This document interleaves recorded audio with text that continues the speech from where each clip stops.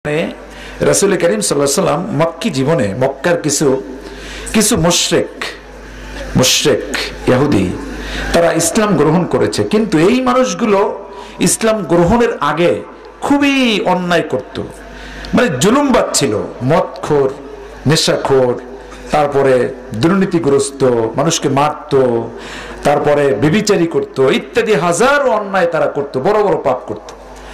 এখন ইসলাম গ্রহণ করেছে, কিন্তু তাদের মনের ভিতরে সন্দেহ রয়ে গেছে, সংশয় সৃষ্টি হয়েছে যে কলেমা তো পড়লাম, কিন্তু যেই গুনাহ অপরাধ, যেই বড় বড় অপরাধ করেছি জীবনে, এইগুলা কি আল্লাহ মাফ করবে? অনুশোচনাটা কি আছে না কিছু অন্যায়ের ব্যাপারে? সবচেয়ে বড় আদালত হচ্ছে আপনার বিবেক। সুবহানাল্লাহ, বড় আদালত কি? বিবেক।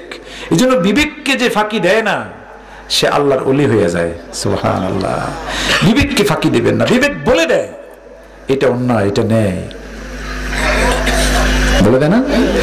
ফাআলহামাহা ফুজুরাহা ওয়া তাকওয়াহা قد أفلح من زكاها وقد خاب من دساها।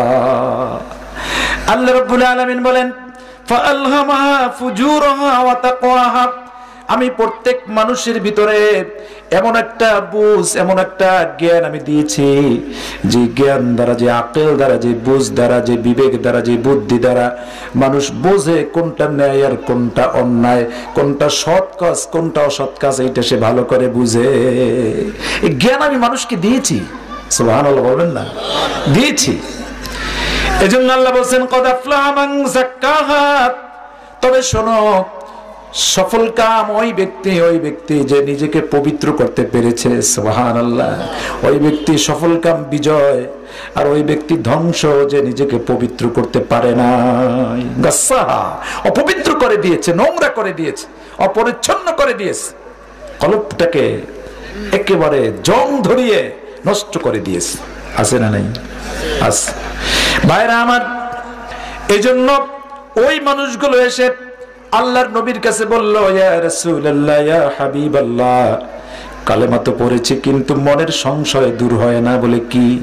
বলে জীবনে যত গুনাহ করেছি, এত বড় বড় পাপ করেছি, অন্যায় করেছি, ইয়া রাসূলুল্লাহ, মনে বড় ভয় হয় ওই গুনাহগুলো কি আল্লাহ মাফ করে দিবে?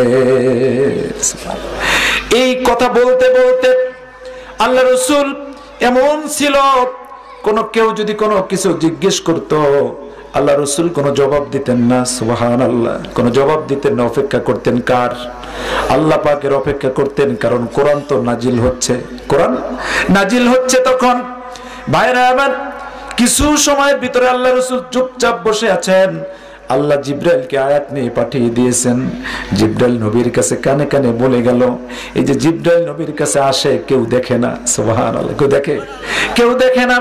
নবীর কাছে বলে গেল, হে নবী, আপনাদেরকে বলে দেন কুল্লিয়া ইবাদিয়াল্লাযীনা আসরাফু আলা আনফুসিহিম লা তাকনাতু মির রাহমাতিল্লাহ। হে নবী বলে দেন, আমার গোলামদেরকে বলে দেন, আমার যারা দাস, আমার যারা আব্দ, যারা কলেমা পড়ার কারণে, কালেমা হচ্ছে কি বুঝতে হবে, কালেমাটা আমরা বুঝি না, কালেমার গুরুত্ব আমরা বুঝি না, কালেমার শিকড়। আল্লাহ বলছেন কালেমার শিকড় হচ্ছে 7 তবক জমিনের নিচে। সুবহানাল্লাহ বলেন। আর উপর হলো আসমান পর্যন্ত। এই জন্যই কালেমাকে পৃথিবীতে যারা এই কালেমাকে বিদায় করে চেয়েছে, আল্লাহ বলেন তারাই বিদায় হয়ে গেছে। কথা বলেন ঠিক কিনা? কালেমাকে বিদায় করা যাবে না, কেউ পারে নাই। আল্লাহ বলেন ইউরিদুনা লিয়ুতফিউ নূরাল্লাহি বিআফওয়াহিহিম ওয়াল্লাহু মুতিম্মু নূরি ওয়ালাউ কারিহাল কাফিরুন। ইসলাম নিয়ে, কোরআন নিয়ে, নবী নিয়ে, সুবহানাল্লাহ, যারা বিতর্ক করে, যারা এটা পছন্দ করে না, কালেমা নিয়ে যারা হেলাধুলা করতে চায়, রং তামাশা করতে চায়, আল্লাহ বলেন কালেমা তো আমার। সুবহানাল্লাহ, এর শিকড় বড় গভীরে। এটা আল্লাহ বলেন আমার নূরকে যারা মুখের ফু দিয়ে নিভিয়ে দিতে চায়, অতীতে যারা চেয়েছিল তাদেরকেও আল্লাহ ছাড়ে নাই, আর এখনো যারা চাইবে তাদেরকেও ছাড়বে না। ভবিষ্যতে যারা চাইবে তাদেরকে আল্লাহ ছাড়বে না। কথা বলে ঠিক কিনা? আল্লাহ বলেন ওরা চায় নিভিয়ে দিতে ফু দিয়ে, আর আমি চাই আমার নূরটাকে প্রজ্বলিত করে দিতে। সুবহানাল্লাহ, সুবহানাল্লাহ। ভাইরা আমার, এটা নূর। কোরআনটা কি? কোরআনটা কি? নূর। বলে নূর আপনি বললে হবে না। কোরআন বলছে কিতাবুন আনজালনাহু ইলাইকা লিতুখরিজান নাসা মিনাজ যুলুমাতি ইলান নূর। বলে আল্লাহু আকবার। আল্লাহু আকবার বললে কি সওয়াব আছে না নাই? সুবহান। আল্লাহু আকবার চাইতে ভালো কোনো কথা কি আর আছে? উঁচু কোনো কথা কি আর আছে?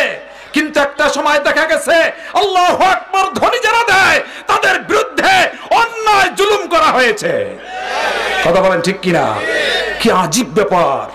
আমি মুসলমান দাবি করব আর আল্লাহু আকবার ধ্বনি আমার কাছে সহ্য হবে না, এটা তো হতে পারে না। কথা বলেন ঠিক কিনা? কারণ মনে রাখবা, তোমার জন্মের পরেই তো কানের ভিতরে আল্লাহু আকবার ধ্বনিটা প্রথমেই দেওয়া হয়েছে। কথা বলেন ঠিক কিনা?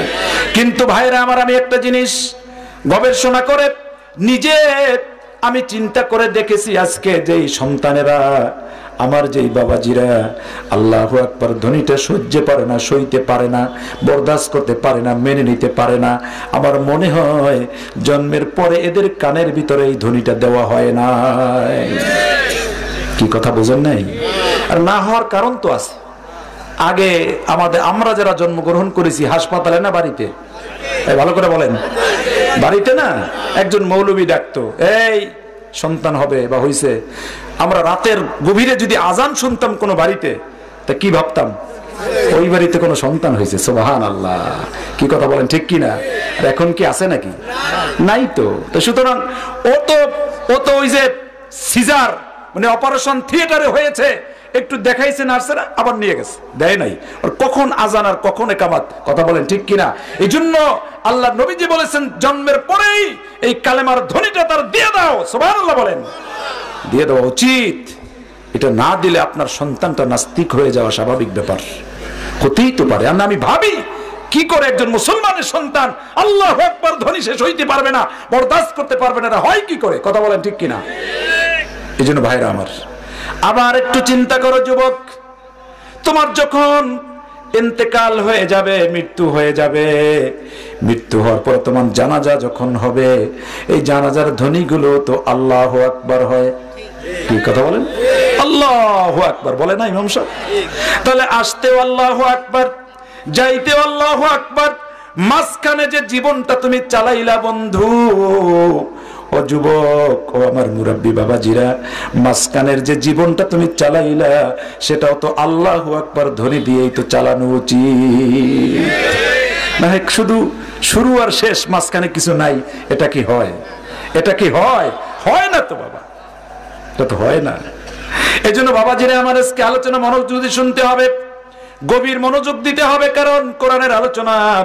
আল্লাহ বলেছেন ওয়াইজা কুরিয়াল কুরআনু ফাসতামিউ লাহু ওয়া আনসিতু লাআল্লাকুম তুরহামুন। কোরআন শোনার পরে বরকত পাওয়া, রহমত পাওয়া, দয়া পাওয়া, করুণা পাওয়া, এটা পেতে হলে দুটি শর্ত পূরণ করতে হবে। কয়টা? দুইটা। একটা হচ্ছে আল্লাহ বলছেন ফাসতামিউ, খুব মনোযোগী হয়ে শোনো। সুবহানাল্লাহ। কারণ কথাকার, এই কথাটা কার? আল্লাহর। কেন মনোযোগী হবেন? কেন? এই জন্য যে একটা হরফ যদি আপনি শোনেন, শোনার সঙ্গে সঙ্গে 10টা নেকি হয়। সুবহানাল্লাহ। কয়টা নেকি হয়? মান ক্বারাআল কুরআনা হারফাম মিন কিতাবিল্লাহি ফালাহু 10 হাসানা ওয়াল হাসানাতু বিআশরি আমসালিহা। সুবহানাল্লাহ বলেন। নবীজির হাদিস। নবীর কথা সত্য না মিথ্যা? সবাই মানিত? সত্য। আলহামদুলিল্লাহ। শেষ পর্যন্ত এই কথার উপর থাকেন, শেষ পর্যন্ত থাকতে হবে কিন্তু এই কথার উপর, যে নবীর কথা কি সত্য, আল্লাহর কথা মহাসত্য। সুবহানাল্লাহ। মহাসত্য। কথা বলে ঠিক কিনা? এই জন্য বাবাজিরে আমার দুইটা শর্ত দিয়েছেন আল্লাহ। কোরআন শোনার পরে যদি রহমত নিতে হয়, আল্লাহ বলছেন সম্ভবত ওই দুইটা শর্ত পূরণ যারা করবে আমি তাদের উপর রহম করব, দয়া করব। 1 নাম্বার শোনা, 2 নাম্বার চুপ থাকা। কি থাকা?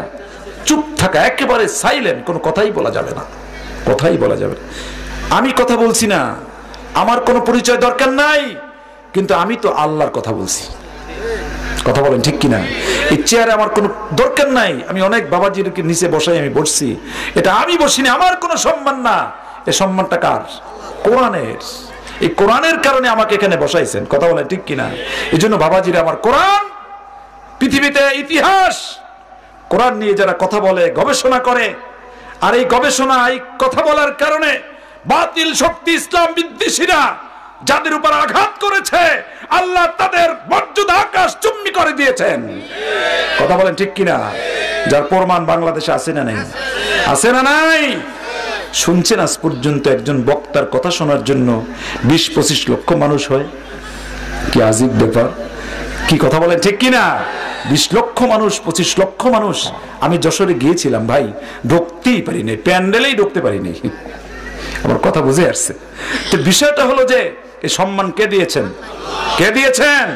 মনে রাখবেন, রাসূল করিম সাল্লাল্লাহু আলাইহি সাল্লাম তার চাচা আব্দুল্লাহকে বলেছে, আব্দুল্লাহ ইবনে মাসউদকে বলেছেন, শোনো, পৃথিবীর সমস্ত মানুষ মিলে যদি তোমার কোনো কল্যাণ করতে চায়, তাহলে অতটুকু কল্যাণ হবে যতটুকু আল্লাহ তোমার জন্য বরাদ্দ করেছে। সুবহানাল্লাহ।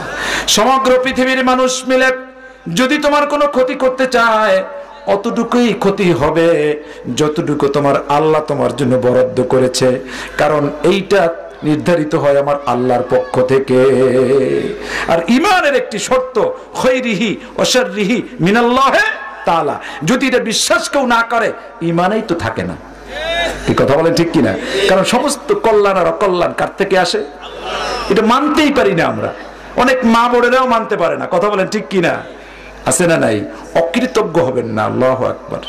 সব সময় প্রশংসা হবে আল্লাহর, কৃতজ্ঞতা হবে কার? আল্লাহর। যখন আলহামদুলিল্লাহ আলা কুল্লি হাল, আলহামদুলিল্লাহ আলা কুল্লি হাল, যখন যে অবস্থায় আছি শুকরিয়া আদায় হবে কার? আল্লাহর। ভাইরা আমার, এজন্য ওই ব্যক্তিরা যখন এই কথা বলে চুপ আছে, আল্লাহ রাসূলের কাছে জিবরাইল এসে বলল, হে নবী, ওদেরকে বলে দিন ওরা যেন নিরাশ না হয়, ওদের গুনার পরিমাণ যতই হোক, যখন কালেমা ঘোষণা দিয়েছে লা ইলাহা ইল্লাল্লাহ, এই কথা বলার সঙ্গে সঙ্গে ওদের গোটা জীবনের গুনাহগুলো আমি মাফ করে দিয়েছি। সুবহানাল্লাহ। শুধু আল্লাহ এটা বলে নাই, আসরাফু আলা আনফুসিহিম লা তাকনাতু মির রাহমাতিল্লাহ, হে নবী বলে দিন আমার রহমত এর ব্যাপারে ওদের কোনো ধারণা নাই, ওদের ধারণা নাই আমার রহমত থেকে যেন বঞ্চিত না হয়। কারণ 80 বছরের গুনাহ, 80 বছর গুনাহ করেছে এক লোক, 80 বছর পরে যদি ওই লোকটার অনুভূতি, ওই লোকটার মন যদি বুঝে আমি গুনাহ করেছি, অন্যায় করেছি, আমি পাপ করেছি, আমি ভুল পথে আছি, এই চিন্তা করে যদি সে সঠিক পথে চলতে চায় আর আল্লাহর কাছে বলে, আল্লাহ আস্তাগফিরুল্লাহ মিন কুল্লি যামবি ওয়া আতুবু ইলাইহি, আল্লাহ আমি তওবা করতেছি, তুমি আমার তওবাকে কবুল করে নাও। আল্লাহ বলেন আমি মুহূর্তের ভিতরে সব তারে মাফ করে দিব। সুবহানাল্লাহ। কারণ আমি সমস্ত গুনাহ জামিয়া বলেছেন, সব গুনাহ মাফ করে দিব, সব গুনাহ মাফ করে দেব। এই জন্য ভাইরা আমার, এখানে যারা আছি আমরা এত কি গুনাহ করেছি যে আমরা নিরাশ হয়ে যাব? কি কথা বুঝেন নাই? এত কি গুনাহ করছি যে নিরাশ হব? নিরাশ কি হব? হব না ইনশাআল্লাহ। আল্লাহর কাছে সাহায্য চাই, এই আশা ব্যক্ত করে আলোচনা শুরু করছি। আল্লাহ প্যান্ডেলের ভিতরে যারাই আসছেন, আল্লাহ যাদেরকে বরকতের জায়গায় নিয়ে আসছে, আল্লাহ যেন আমাদের সবাইকে জীবনের গুনাহগুলো আল্লাহ যেন মাফ করে দেয়। এখান থেকে আমরা যেন মাসুম হয়ে, বেগুনাহ হয়ে আমরা যেন ফিরে যেতে পারি, আল্লাহ সেই তৌফিক আমাদের দান করুক। সকলে বলেন আমিন। ভাইরা আমার, আমি পবিত্র কোরআনের একটা সূরা তেলাওয়াত করেছি। এই সূরাটা হচ্ছে আপনার সূরা তাকাসুর। সূরা তাকাসুর আমরা সবাই জানি, অনেকে মুখস্থ আছে, আছে না নাই? সূরা তাকাসুর পবিত্র কোরআনের শেষের দিকের সূরার একটা। এই সূরা তাকাসুর, এই তাকাসুর এর ভিতরে 8টি আয়াত আছে। কয়টি? 8টি আয়াত আছে। এই 8টি আয়াত দেখেন এর বরকতটা কি। সুবহানাল্লাহ। এর বরকত হচ্ছে এই 8টি আয়াত যদি কোনো ব্যক্তি একবার তেলাওয়াত করে, তা আল্লাহর রাসূল বলেছেন ওই ব্যক্তির আমলে 1000 কোরআনের আয়াত তেলাওয়াতের সওয়াব হবে। সুবহানাল্লাহ।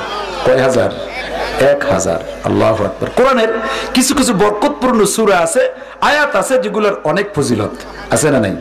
আয়াতুল কুরসি সব বেশি না কম? অনেক বেশি। কি বলছেন দেখেন, আমরা অনেক বুঝি না, এগুলো না বোঝার কারণ। নামাজ শেষ হয়ে গেছে, আসসালামু আলাইকুম রহমতুল্লাহ, আসসালামু আলাইকুম রহমতুল্লাহ, আল্লাহুম্মা আমিন, এই মোনাজাত করতে হবে না? ইমামের চাকরি নাই, কি আছে না নেই? কি বিতর্ক! আল্লাহ, এইটা নিয়ে কোনো বিতর্কের কোনো বিষয় বলেন? সালাম শেষ, নামাজ শেষ, আল্লাহ রসুল কি করতেন? আস্তাগফিরুল্লাহ, আল্লাহু আকবার, সুবহানাল্লাহ, আলহামদুলিল্লাহ, এগুলো পাঠ করতেন, এই তাসবিহগুলো পাঠ করতেন। কথা বলেন ঠিক কিনা? এগুলো পাঠ করবেন, তাসবিহ ফাতিমি পাঠ করবেন। আর রসুল যেটা বলেছেন সেটা হলো, দেখেন আসল নিয়ে কোনো কথা নাই, কয় না মুশাল নিয়ে দৌড়াদৌড়ি, মুশাল নিয়ে দৌড়াদৌড়ি। রসুল বলছেন যে প্রত্যেক ফরজ নামাজের পরে, বুখারীর হাদিস, প্রত্যেক ফরজ নামাজের পরে যদি আয়াতুল কুরসি কেউ পাঠ করে, তাহলে ওই ব্যক্তির জন্য জান্নাতে যাওয়ার বেড়া হলো শুধুমাত্র মৃত্যু। সুবহানাল্লাহ। তার মৃত্যু হয়ে গেলে লোকটা কোথায় যাবে? জান্নাতে চলে যাবে। সুবহানাল্লাহ, কত চমৎকার! শুধু তাই না, আয়াতুল কুরসির ফজিলত, অনেক ফজিলত আপনারা জানেন হয়তো। সম্মানিত ভাইরা আমার, বাবাজিরা আমার, আয়াতুল কুরসি দু তিনটা ফজিলতের কথা বলে দেই, তাহলে আপনারা যদি ফজিলত বুঝতে পারেন আমল করা সহজ হবে। কথা বোঝেন না? যেই জিনিসের গুরুত্ব বোঝে তার প্রতি মানুষ ঝোঁকে বেশি। কথা বলেন ঠিক কিনা? ঝোঁকে কিনা? ঝোঁকে বেশি। এই জন্য বলছি, আমলের উৎসাহিত হওয়ার জন্য বলছি। দেখেন আয়াতুল কুরসি যদি সূরা আপনার ওযুর শেষে, ওযু করার শেষে তো আমরা কালেমা শাহাদাত পাঠ করব, দেখেন ছোট্ট ছোট্ট আমল কত কত সওয়াব।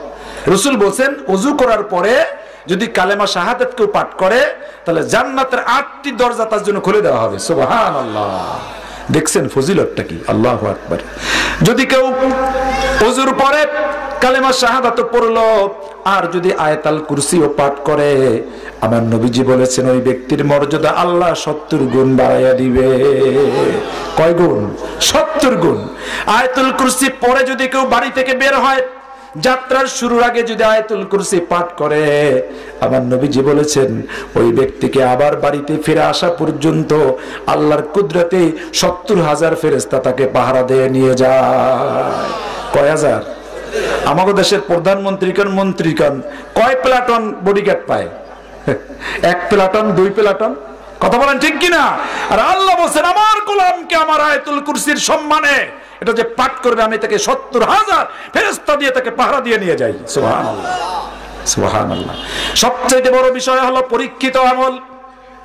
রাতের বেলা ঘুমাতে যাবেন, দরজা যদি আপনি যখন দরজাটা দিবেন, আয়াতুল কুরসি পড়ে দরজাটা দিয়ে দিবেন, আল্লাহ রাসূল বলেছেন ওই ঘরে একজন ফেরেশতা নিযুক্ত করে দেই, সারা রাত পর্যন্ত ফেরেশতা ঘরটাকে পাহারা দেয়।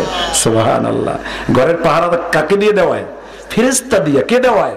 আল্লাহ দেওয়ায়। সুবহানাল্লাহ। এগুলো কি বিশ্বাস হয়? বিশ্বাস হয়? এগুলো ফজিলত। সুবহানাল্লাহ। আমরা পড়ি, দেখেন কেন ফজিলত? আপনি বলছেন কি এটা বুঝতে হবে।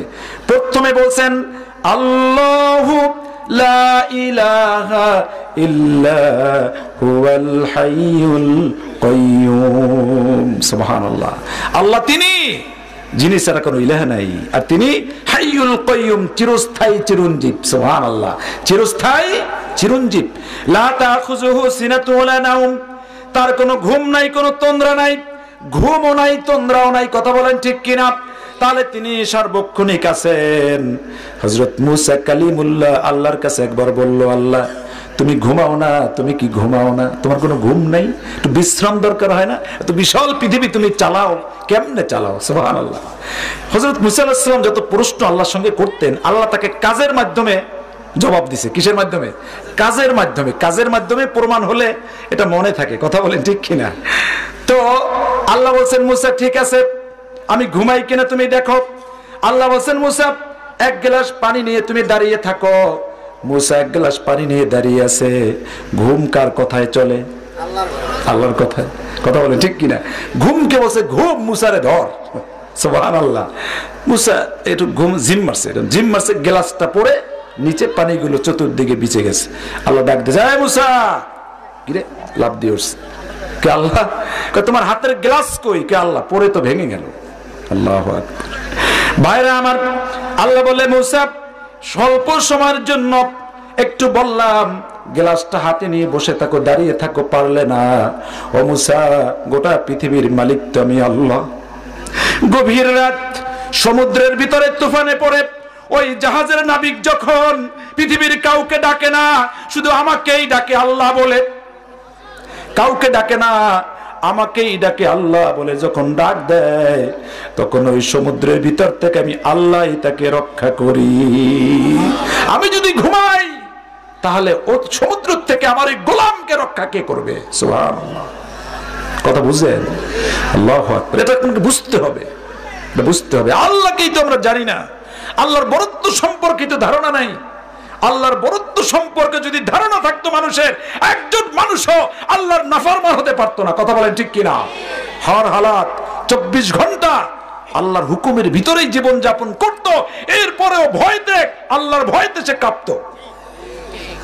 আপনার কি মনে হয় আল্লাহর ওলিরা, আল্লাহর ওলিরা, আল্লাহর গোলামেরা যারা আল্লাহকে বুঝেছে, চিনেছে, এই শীতের ভিতরে আপনি 5 ওয়াক্ত নামাজই পড়তে পারেন না, কিন্তু খবর নেন কত আল্লাহর গোলাম আছে, কত আল্লাহর মাহবুব বান্দা বান্দি রয়েছে। আপনি এই শীতের ভিতরে গরম কম্বলে ঘুমান, লেপে ঘুমান, কিন্তু তারা রাত্র 1টা 2টো যখন বেজে যায়, আমার মালিকের প্রেমে যখন আসক্ত হয়ে যায়, আল্লাহর ভয় যখন অন্তরে পোষণ করে, তখন ঘুম ভেঙে যায়। জাহান্নামের ভয় যখন অন্তরে পোষণ করে, ঘুমটা ভেঙে যায়, লাফ দিয়ে উঠে পানি দিয়ে ওযু করে যায় নামাজে বসে যায়, আর আল্লাহর কাছে বলে, আল্লাহ এই রাত্রে সবাই ঘুমে আছে, কিন্তু তুমি তো ঘুমাও না, আমি জানি তুমি তো ঘুমাও না, আমিও ঘুমাই না। আল্লাহ তুমি আমার জীবনের গুনাহগুলো মাফ করে দিও গো মালিক। কথা বলেন ঠিক কিনা? আছে না কত গোলাম, কত পাগল ভাইরা আমার। এই জন্য আল্লাহকে বুঝতে হবে, আগে আল্লাহকে বুঝতে হবে। এই জন্য আয়াতুল কুরসির ফজিলতের কারণ আছে না নাই? একটা কারণ, লাহু মা ফিস সামাওয়াতি ওয়া মা ফিল আরদ। আল্লাহ বলেন এই আকাশ আর জমিন যা আছে সমস্ত ক্ষমতা কার? না আর কেউ। মালিকানা কার? আন্নাল কুওয়াতা লিল্লাহি জামিয়া। আল্লাহ বলেন সমগ্র ক্ষমতার মালিক আমি আল্লাহ। কে? কিন্তু ভাইরা আমাদের কিছু স্লোগান আছে, এই স্লোগানগুলো বন্ধ করতে হবে। শিরকিয়াতের স্লোগান আর দেওয়া যাবে না, দিবেন আর তাওহীদের স্লোগান হবে, শিরকিয়াতের স্লোগান আর হবে না। কথা বলেন ঠিক কিনা? লিল্লাহি তাকবীর। কি আমাদের দেশের কেউ বলে, অতীতে বলছে, এখন হয়তো বা বলে কিনা জানি না, সমস্ত ক্ষমতার উৎস জনগণ। এই কথা কি ঠিক? সরাসরি সাংঘর্ষিক কোরআনের সঙ্গে। আল্লাহ বলছেন আন্নাল কুওয়াতা লিল্লাহি জামিয়া, সমগ্র ক্ষমতার মালিক, একচ্ছত্র মালিক আমি আল্লাহ। সুবহানাল্লাহ। আচ্ছা, ক্ষমতা স্থায়ী হওয়ার জন্য কতগুলো গুণ দরকার? কি বোঝেন নাই? স্থায়ী হওয়ার জন্য কতগুলো গুণ দরকার। কি গুণ? যার ক্ষমতা স্থায়ী, সে নিজেও তো স্থায়ী হওয়া দরকার। কি কথা বোঝেন নাই? আমি ক্ষমতায় আছি, কিন্তু আমি ক্ষমতার দাবি করি, আমি নিজেই নাই, তাহলে এই দাবি কি সত্য না মিথ্যা? যিনি সমস্ত ক্ষমতার দাবিদার, তাকে স্থায়ী হতে হবে, কোনদিন তার ক্ষয় হবে না, লয় হবে না, মৃত্যু হবে না। কথা বলেন ঠিক কিনা? সুতরাং মানুষ যেহেতু পৃথিবীতে স্থায়ী নয়, মানুষের মৃত্যু আছে যেহেতু, সেহেতু মানুষ কোনদিন সমগ্র ক্ষমতার মালিক হতে পারে না। সাময়িক কিছু মালিকানার জিম্মাদারি হতে পারে। কথা বলেন ঠিক কিনা? কেয়ারটেকার হতে পারে, কিন্তু মালিকানা দাবিদার হতে পারে না। কথা বুঝতে পারছেন তো? সুতরাং ক্ষমতার মালিককে, সুতরাং এই সমস্ত ক্ষমতার উৎস জনগণ, এই শব্দ আর অন্তত মুসলিম হিসাবে কোন মুসলমানের জবান দিয়ে উচ্চারণ করা যাবে না। কি কথা বুঝতে পেরেছেন? কষ্ট পেয়েছেন? এ কথাটা কি বুঝছেন? বুঝতে হবে ভাইরা আমার। এই জন্য আমি যেটা বলতেছিলাম, যে এই যে ফজিলত, এই ফজিলতের কারণ কোরআন এমন একটা গ্রন্থ, যে কোরআনের মতো আর কোন গ্রন্থ পৃথিবীতে আর নাই। সুবহানাল্লাহ। আছে নাকি? পৃথিবীতে আর নাই। এই কোরআন যখন নাজিল হয়, মক্কার কাফেরেরা বলেছিল এই কোরআন নবী মুহাম্মদ সাল্লাল্লাহু আলাইহি ওয়াসাল্লাম নিজে বানিয়েছে। কথা বলেন ঠিক কিনা? কিন্তু আল্লাহ জবাব দিয়েছে, না, মা ইয়ানতিকু আনিল হাওয়া ইন হুয়া ইল্লা ওয়াহয়ু ইউহা। এই কোরআন আমার নবী যা বলে ওহীর ভিত্তিতে কথা বলে, নিজে বানিয়ে কোনো কথা বলে না। কথা কে বলেছেন? আল্লাহ বলেছেন। সুতরাং নবী যা বলেছেন, নবী হওয়ার পরে কথা কার? জোরে বলেন কার? আল্লাহর। আল্লাহর কথা বলেছেন, বুঝতে হবে ভাইরা আমার। ওরা বলতো আমি ইয়াকুলুন আফতারা, আল্লাহ চ্যালেঞ্জ করেছেন, তোমরা যদি বলো আমার নবী কোরআন নিজে বানিয়েছে, তাহলে তোমরা যদি পারো ফালিয়াতু বিসূরাতিন, যদি পারো তাহলে তোমরা একটি কোরআনের সূরার মতো সূরা বানিয়ে নিয়ে আসো। কিন্তু ওরা পারে নাই, কথা বলেন ঠিক কিনা? আল্লাহ বলেন আমি ইয়াকুলুন আফতারা কুল ফাতু বিআশরি সুওয়ারিন মিসলিহি মুফতারিয়াতি ওয়াদউ মান ইসতাতাতুম মিন দুনিল্লাহি ইন কুনতুম সাদিকিন। আমার কোরআন যেভাবে সাজানো আছে, এই কোরআনের সূরা আছে, এরকম 10টা সূরা পারলে বানাও, নিয়ে আসো। আল্লাহ বলছেন পারবে না। আর আমি ছাড়া পৃথিবীর যে কোনো ব্যক্তির সাহায্য তোমরা নাও, যদি ইন কুনতুম সাদিকিন, যদি তোমরা সাদিকিন হও, সত্যবাদী হও যে তোমাদেরটাই ঠিক। কথা বলেন ঠিক কিনা? কিন্তু তারা পারে নাই।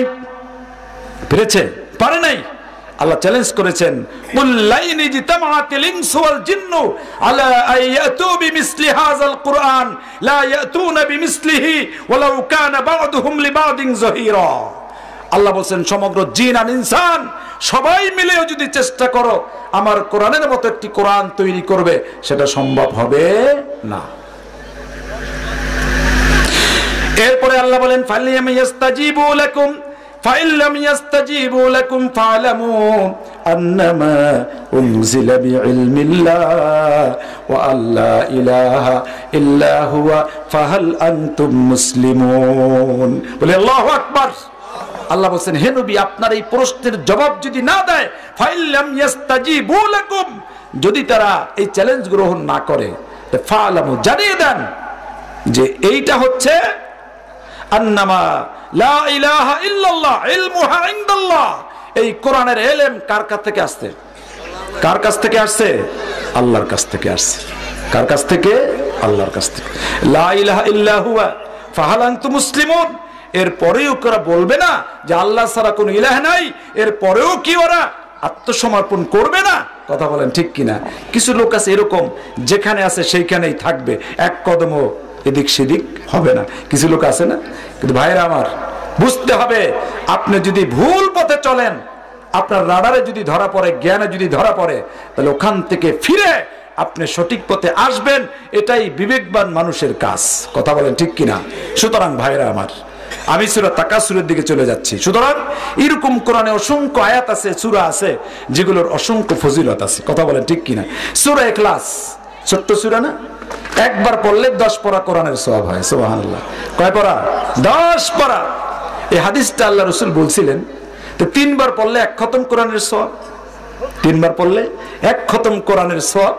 ভাইরা আমার, খেয়াল করেন, কোরআন হচ্ছে জীবিত মানুষের জন্য না মৃত মানুষের জন্য? কোরআন কাদের জন্য? জীবিত মানুষের জন্য। কিন্তু আমরা কি করি? ভুল করি। আমি আলোচনায় খেয়াল করবেন, আমি কতগুলো কথা ধরাই দিয়েছি, এগুলো খেয়াল করবেন। শুধু সুর দিয়ে কথা বলে গেলে আমার তো লাভ নাই, ধরে নেবেন এই কথাগুলো, আমল করার জন্য বলছি। আমার বাবা অসুস্থ, আমি তাকে কোরআন শোনাতে চাই, এটা কি মৃত্যুর পরে না আগে? কারণ আল্লাহ বলছেন যে হে নবী, ইন্নাকা লা তুসমিউল মাউতা ওয়ালা তুসমিউস সুম্মাদ দুআ আইজা ওয়াল্লাহু মুদবিরিন। সুবহানাল্লাহ বলেন। আল্লাহ বলছেন হে নবী, মৃত্যু ব্যক্তিকে কিছু শোনানো যায় না, মৃত্যু ব্যক্তি কিছু শোনে না। কথাকার যেমন বধির শোনে না, বধির যেমন শুনতে পায় না ডাক দিলে, ঠিক মৃত্যু ব্যক্তি শোনে না। কাসুরু হাত্তা যুরতুমুল মাকাবির কাল্লা সাওফা তা'লামুনা সুম্মা কাল্লা সাওফা তা'লামুন কাল্লা লাউ তা'লামুনা ইলমাল ইয়াকিন লাতারাউন্নাল জাহিম ثم لترونها عين اليقين ثم لتسألن يومئذ عن النعيم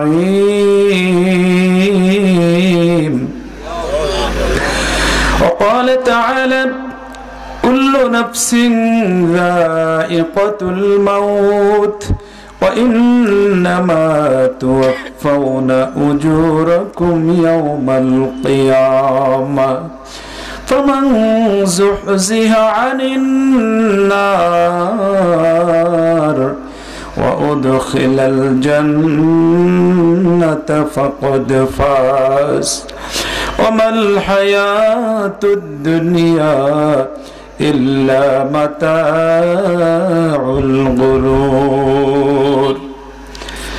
قال رسول الله صلى الله عليه وسلم الكيس من دان نفسه وعمل لما بعد الموت والعاجز من أتبع نفسه هواها وتمني على الله. رواه الترمذي.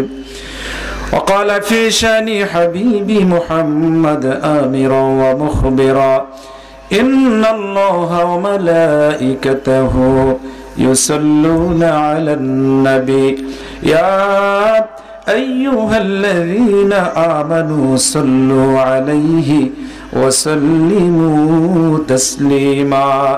اللهم صل على محمد وعلى آل محمد. জবান খুলে সবাই পড়ুন। কামা সাল্লাইতা আলা ইব্রাহিম ওয়া আলা আলি ইব্রাহিম ইন্নাকা হামিদুম মাজিদ। আল্লাহুম্মা বারিক আলা মুহাম্মাদ ওয়া আলা আলি মুহাম্মাদ كما باركت على إبراهيم وعلى آل إبراهيم إنك حميد مجيد. سبحان الله وبحمده سبحان الله العظيم.